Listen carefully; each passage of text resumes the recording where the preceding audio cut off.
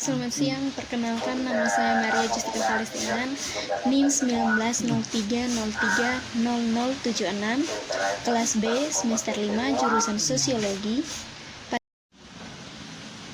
Materi pertama ini dengan judul Memikirkan Kembali Gerakan Kebebasan Hitam yang ditulis dalam buku Yohuru Williams. Pada materi ini membahas bagaimana perjuangan Afrika Amerika untuk hak-hak sipil di abad 20 yang merupakan salah satu kisah terpenting dalam sejarah, yakni sejarah Amerika, di mana gerakan yang datang dalam upaya untuk memperluas demokrasi, membentuk kembali ekonomi politik, dan untuk meningkatkan keadilan sosial. Dalam memikirkan kembali gerakan kebebasan hitam, Yohuru Williams telah mensintesis sejarah kompleks periode ini menjadi narasi yang jelas dan menarik. Dengan telah mempertimbangkan hak sipil dan kekuatan gerakan hitam sebagai hal yang berbeda, tetapi elemen yang tumpang tindih dari perjuangan kebebasan hitam. Williams melihat pada dampak perjuangan Black Civil Rights terhadap perumahan, transportasi, pendidikan, kerja, hak pilih, dan budaya.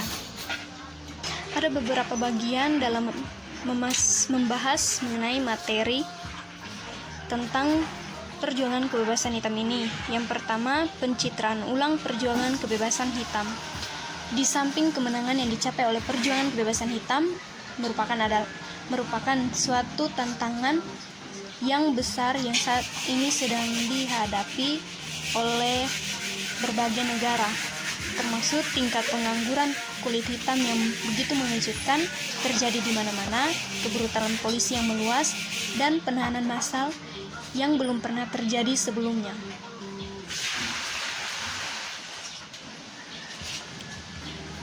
Ledakan dalam jumlah penelitian yang didedikasikan untuk perjuangan kebebasan hitam selama 2 dekade terakhir telah menghasilkan historiografi yang diperkaya tentang hak-hak sipil dan gerakan kekuatan hitam yang tidak hanya mendokumentasikan masa lalu dan berusaha memahami masa kini, tetapi juga mengangkat pertanyaan substantif tentang bagaimana kita memahami sejarah dan warisan keduanya. Berikut periodisasi dan parameter. Periodisasi gerakan bagaimanapun tetap menjadi penyebab ketidaksepakatan. Sementara keputusan Brown masih tampak besar di sebagian besar pada tahun 1950-1960-an dalam Black Freedom Struggles yang telah mengakui bahwa keterbatasan periodisasi apapun yang tidak memperhitungkan sejarah dan aktivisme berbagai orang dan kelompok yang berkontribusi. Tesis gerakan hak sipil ini juga telah menciptakan ruang bagi beberapa sejarawan untuk menyoroti apa yang mereka anggap sebagai ikatan organisasi yang sangat penting antara kelompok hak sipil dan buruh terorganisir yang bersatu di sekitar kesepakatan baru. Begitupun dengan Perang Dunia II, juga persimpangan penting antara aktivisme hitam, perjuangan anti kolonial dunia ketiga, dan gerakan perdamaian Pasifik yang sering diabaikan. Ada begitu banyak bukti yang mendukung argumen ini, dan untuk menjadi pengingat bahwa dalam memikirkan kembali perjuangan kebebasan hitam, seseorang harus memperhatikan tidak hanya keberadaan perjuangan serupa, tetapi juga bagaimana mereka dapat diekspresikan secara berbeda. Kepribadian dan organisasi, meskipun berbeda dalam kedalaman dan ruang lingkup, mereka semua memposisikan seseorang yang mereka anggap sebagai raja atau king sebagai suatu kekuatan sentral di balik gerakan arus utama. Meskipun jelas tidak bekerja dalam ruang hampa, mereka memuji kepemimpinan karismatik seorang raja atau king ini sebagai kekuatan pendorong di belakang gerakan nasional yang membantu mengubah hukum dan kebiasaan sosial di selatan. Dan juga mereka membentengi hak suara bagi orang Afrika Amerika kepada sejumlah individu dan kelompok yang membantu mencapai kemenangan ini. Mereka berpendapat bahwa kepemimpinan nasional raja atau king sangat diperlukan untuk legislatif utama. Berikut perempuan, gender, dan seksualitas. Studi lain juga mempertimbangkan pentingnya gender, juga telah membantu sejarawan dan ilmuwan sosial memikirkan kembali sejarah dan warisan perjuangan kebebasan hitam. Dalam biografi wanita, gerakan seperti Barbara Rainsby dan Ella Baker yang juga mengeksplorasi pengorganisian dan kepemimpinan akar rumput yang signifikan wanita yang ditampilkan dalam menggembalakan gerakan dan organisasi protes nasional maupun lokal. Dalam gerakan ini memiliki dampak pada orang kulit putih Amerika dan konsepsi tentang kulit putih yang juga telah menjadi topik yang sangat menarik. Seperti yang ditulis Jason Sokol, selama gerakan hak-hak sipil, pertempuran epik untuk keadilan terjadi di jalan-jalan, di konter makan siang, dan di ruang kelas Amerika Selatan, banyak juga akan terjadi di hati dan di pikiran orang kulit putih yang begitu bersinar di dunia. Tidak hanya mereka kenali sendiri, tetapi bisa dikenali juga oleh orang lain. Ketika aktivis hak-hak sipil berhasil memaksa desintegrasi transportasi umum, ketika dihadapi dengan integrasi sekolah, orang kulit putih memilih menyekolahkan anak mereka ke sekolah swasta karena ini dianggap sebagai suatu perubahan signifikan yang diberikan atau sebagai sebuah tanggapan dari orang kulit putih terhadap orang kulit hitam mengenai desegrasi yang sedang terjadi atau desegrasi dan intimidasi yang sedang terjadi terhadap orang kulit hitam. Kebebasan utara. Peningkatan yang stabil dalam migrasi kulit hitam yang menyertai Perang Dunia II mempercepat proses suburbanisasi dan deindustrialisasi. Akibatnya, orang kulit hitam yang sebagian besar pembuangan, termasuk layanan rumah tangga dan kebersihan, jika mereka memiliki sebuah pekerjaan, mereka dapat menghadapi krisis genting keuangan sebab terdapat banyak diskriminasi yang terjadi dan dilakukan di berbagai negara terhadap pekerjaan-pekerjaan yang mereka ambil atau pekerjaan-pekerjaan yang dilakukan oleh imigrasi berkulit hitam. Selama 2 dekade terakhir, konsepsi populer tentang gerakan hak sipil telah bergeser dengan produksi historiografis baru yang kuat. Begitu banyak beasiswa yang diberikan telah membentuk kembali narasi dominan gerakan hak sipil, kekuatan hitam, dan perjuangan kebebasan hitam. Namun, ada lebih banyak sejarah lokal dan sintetik untuk ditulis, serta terdapat begitu banyak pertanyaan-pertanyaan tentang aktor yang kurang terlihat pada saat melakukan gerakan hak sipil atau gerakan kebebasan hitam ini. Masuk pada bab 1, proses berkelanjutan, pendahulu dan asal-usul gerakan hak sipil dan kekuatan hitam. Pendapat Philip Randolph, keadilan tidak pernah diberikan, itu dituntut, dan perjuangan harus terus-menerus untuk kebebasan tidak pernah menjadi fakta final, tetapi proses yang terus berkembang ke tingkat yang lebih tinggi dan lebih dari hubungan manusia, sosial, ekonomi, politik, dan agama. Hak sipil dan gerakan kekuatan hitam menempati tempat yang unik dalam sejarah Amerika. Baru-baru ini, mereka telah menjadi latar belakang untuk percakapan berkelanjutan tentang ras dan demokrasi yang berupaya mengkontekstualisasikan perjuangan bangsa yang berkelanjutan untuk mendamaikan unsur-unsur ketidaksetaraan rasial dengan kemenangannya atas apartheid hukum selama tahun 1960-an. Selama dekade terakhir ini, para sarjana telah berdebat tentang bagaimana menangkap esensi dari pemikiran ulang tentang batas-batas temporal dan spasial gerakan ini. Apa yang terlihat dalam perjuangan awal ini adalah gerakan hak sipil yang masih dalam tahap awal di dasar sungai perjuangan kebebasan panjang hitam.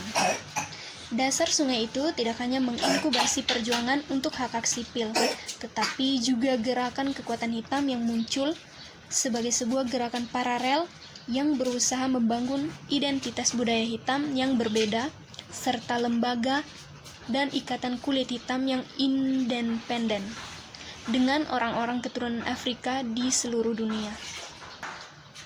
Upaya menekan pemerintah untuk pindah ke daerah lain di mana ia dapat bertindak secara sepihak juga terbukti membuahkan hasil.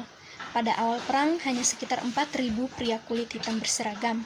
Meskipun Undang-Undang Layanan Selektif tahun 1940 secara resmi melarang diskriminasi dalam perekrutan dan pelatihan tentara, Dewan Wajib Militer secara rutin menolak rekrutan kulit hitam. Militer selanjutnya menugaskan orang Afrika Amerika ke unit non-tempur yang bertugas mendukung fungsi termasuk pemeliharaan, transportasi, dan pasokan. Dalam kebanyakan kasus, pemerintah dengan sukarela mewajibkan, mengingat sifat ideologis konflik dan keinginan untuk menyampaikan dukungan luas untuk perang. Menanggapi keluhan tentang perlakuan terhadap personal militer kulit hitam, otoritas militer mengeluarkan keputusan yang melarang pemisahan di pangkalan militer.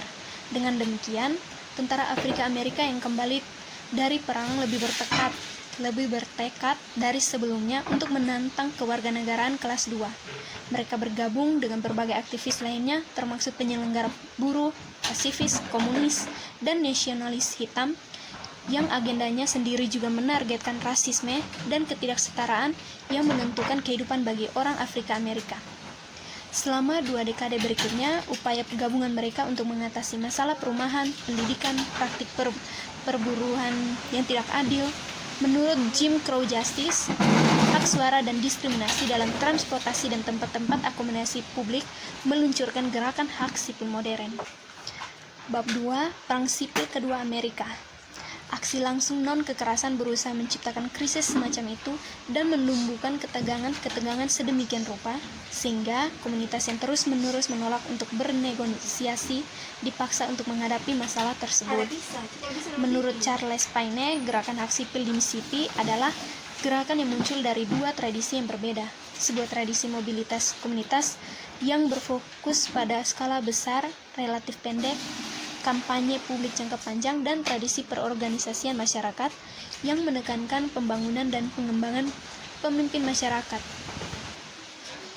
Dalam bab ini mengambil pendekatan yang lebih konvensional untuk melihat kemajuan gerakan secara langsung melalui lensa politik nasional.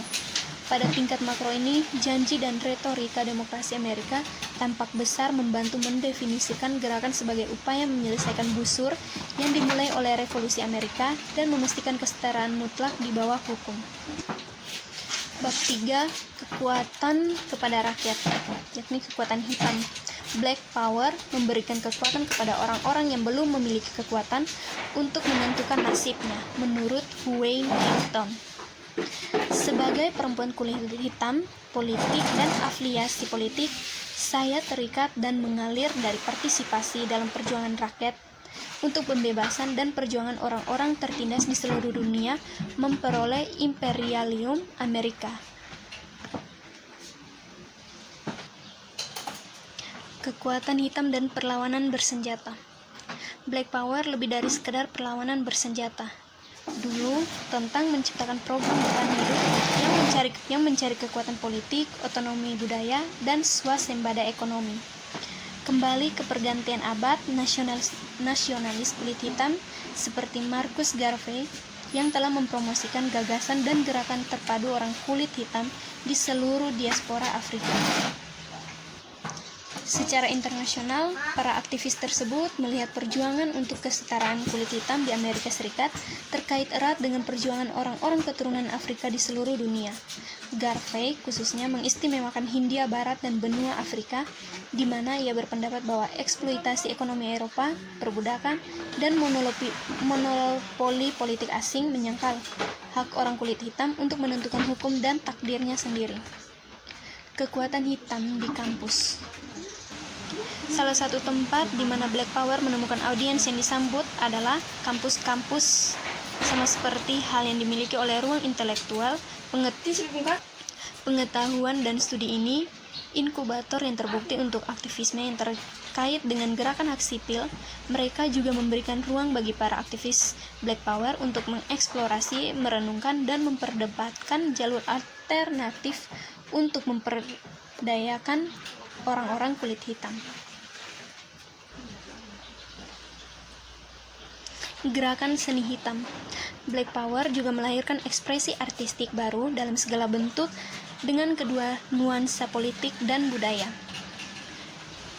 Penyair Amiri Baraka dan Maulana Karenga adalah pengaruh kritis dalam apa yang kemudian dikenal sebagai gerakan seni hitam yang selalu dipengaruhi oleh budaya hitam nasionalisme, sebuah keyakinan bahwa Afrika dan Amerika adalah bagian dari nation in a nation yang tinggal di Amerika Serikat tetapi terpisah dari kulit putih dengan seperangkat sikap, nilai, dan kepercayaan yang berbeda. Nasionalis budaya berfokus pada reklamasi sejarah dan budaya hitam sebagai sarana untuk membalikan dampak psikologis perbudakan yang mendistorsi sejarah Afrika, yang membanggakan dan menggantikannya dengan warisan perbudakan penindasan yang baru. Memperhatikan banyak sekali cara yang istimewa oleh perbudakan dan supremasi kulit putih, standar eurosentris, nasionalis budaya menyatakan bahwa langkah pertama menuju pembebasan hitam harus dimulai dengan pemulihan nilai-nilai budaya Afrika. Bab 4. Seni perang. Produksi budaya dari tahun 1950-an dan 1960 pada era hitam perjuangan kemerdekaan. Inspirasi adalah hal yang sangat aneh. Terkadang terjadi begitu saja seperti cahaya. Menurut Nina Simone tahun 1969. Sidik jari perjuangan kebebasan hitam tahun 1950 sampai 1960-an terlihat begitu jelas baik di perubahan politik yang mereka lakukan maupun pembuatan budaya yang mereka hasilkan. Selain mengubah landscape politik negara, mereka mempengaruhi bahasa, musik, fashion, dan juga seni. Selama 2 dekade terakhir, banyak sarjana dari berbagai disiplin ilmu serta peserta gerakan berusaha untuk menangkap tidak hanya esensi dari gerakan, tetapi budaya yang memberinya makna. Perjuangan kebebasan hitam tahun 1950 sampai 1960-an. Generasi baru seniman dan penulis yang tumbuh dewasa selama pasca perang periode mengambil perdebatan dimulai oleh Du Bois tentang tujuan seni selama bergejolak. Jika penuh harapan, dekade 1950 sampai 1960-an, kencan kembali ke era 1940-an, sejumlah seniman dan penulis seperti Richard Wright, salah satunya, menghasilkan karya dan drama yang mendukung argumen yang dibuat oleh Du Bois dan Harrison bahwa seniman kulit hitam memiliki tanggung jawab untuk menghasilkan karya yang sadar sosial dan diarahkan pada kemajuan ras. Bab 5. Kebebasan yang lebih besar, kekuatan, kelemahan, dan warisan hak sipil serta gerakan kekuatan hitam. Hukum dan kebijakan publik telah memeriksa 6 derajat segregasi yang pernah ada dalam kehidupan kulit hitam yang diatur sejarah kaku. Orang Afrika, Amerika yang sekarang banyak menikmati secara teori. Mereka memiliki hak yang istimewa dan kekebalan kewarganegaraan, serta jalur yang aman menuju politik pemberdayaan. Bersamaan dengan tanda-tanda publik yang menunjukkan rekonsiliasi politisi dan pakar menunjuk perluasan kelas menengah kulit hitam dan pengaruh artis dan penghibur kulit hitam sebagai tanda kesetaraan lebih lanjut. Kemajuan ras, mereka mempertahankan dan pengusaha yang menikmati perhatian luas dan kepopuleran. Kesimpulan, warisan perjuangan kebebasan hitam tahun 1950 sampai 1960-an dapat diukur dalam perubahan pada struktur politik yang menjamin orang Afrika Amerika untuk yang pertama sejak rekonstruksi hak untuk menggunakan haknya. Dengan dukungan penuh dari pemerintah federal, keuntungan sosial, ekonomi, politik yang menyertai perjuangan ini sangat mempengaruhi orang Afrika Amerika serta bangsa mereka sendiri. Pengesahan Undang-Undang Hak Sipil tahun 1964 sebagai Undang-Undang Hak Suara 1965 dan amandemen ke-24 konstitusi yang menghilangkan jajak pendapat pajak dipadatkan menjadi hukum pertempuran yang dimenangkan dengan susah payah yang dilancarkan atas nama kesetaraan ras. Sementara itu, upaya untuk mencapai keseimbangan ras di sekolah-sekolah menunjukkan komitmen awal untuk mengimplementasikan perubahan ini melalui politik yang konkret dengan tindakannya. Diskriminasi dan dalam pemungutan suara telah dihapuskan karena Undang-Undang Hak Suara